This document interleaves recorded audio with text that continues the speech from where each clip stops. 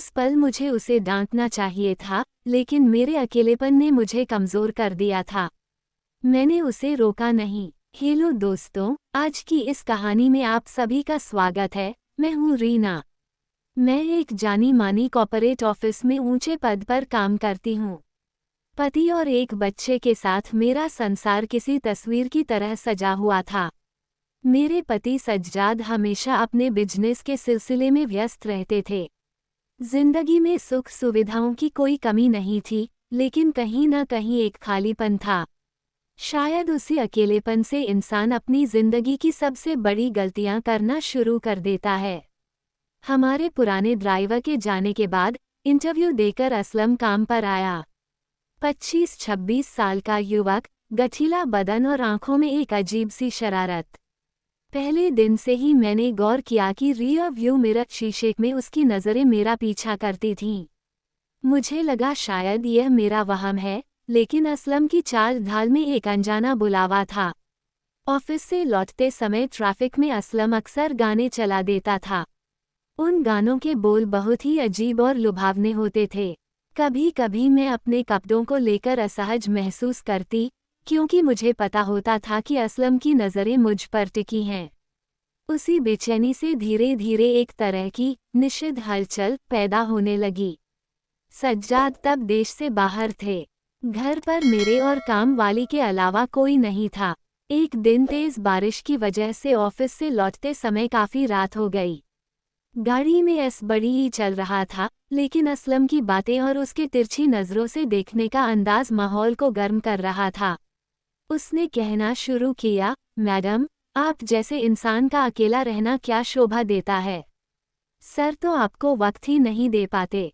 उस पल मुझे उसे डांटना चाहिए था, लेकिन मेरी कमज़ोरी अड़े आ गई।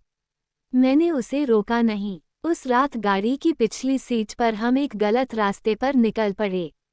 वो बस शुरुआत थी। इसके बाद अक्सर ऑफिस के बाद सुनसान रास्तों या पार्किंग लॉट में हमारे बीच शारीरिक नज़दीकियां बढ़ने लगीं। असलम मेरी कमज़ोरी का फ़ायदा उठाने लगा। वो मुझे उन रास्तों पर ले गया जो मेरी सामाजिक मर्यादा के बिल्कुल खिलाफ थे। असलम के साथ इस अवैध रिश्ते की वजह से मेरा ज़मीर मुझे कचोटता था, लेकिन मैं बाहर नहीं निकल पा रही थी। मुझे समझ नहीं आ रहा था कि मैं एक भयानक जाल में फंस चुकी हूँ।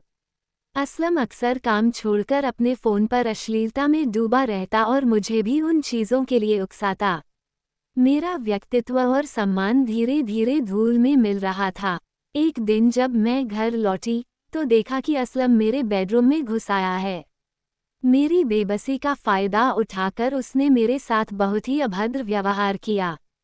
मुझे एहसास हुआ कि जिस इंसान को मैंने बढ़ावा दिया, अब वह मेरी जिंदगी पर कब्जा करना चाहता है। उसने मुझे ब्लैकमेल करना शुरू कर दिया और मेरे भरोसे के साथ विश्वासघात किया। बात तब और बिगड़ गई जब असलम ने मुझसे बड़ी रकम की मांग की। उसने धमकी दी कि अगर पैसे नहीं दिए तो वह हमारे निजी पलों का वीडियो सज्जाद को भेज देगा। मुझे समझ आ गया कि मैंने जिस रास्ते पर कदम रखा है, वह सिर्फ तबाही की ओर जाता है।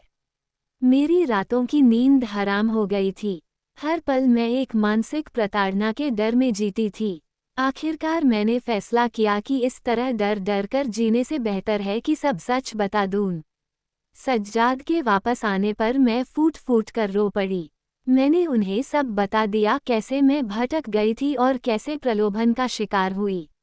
सज्जाद को बहुत दुख हुआ, लेकिन मेरी ईमानदारी ने उन्हें छू लिया।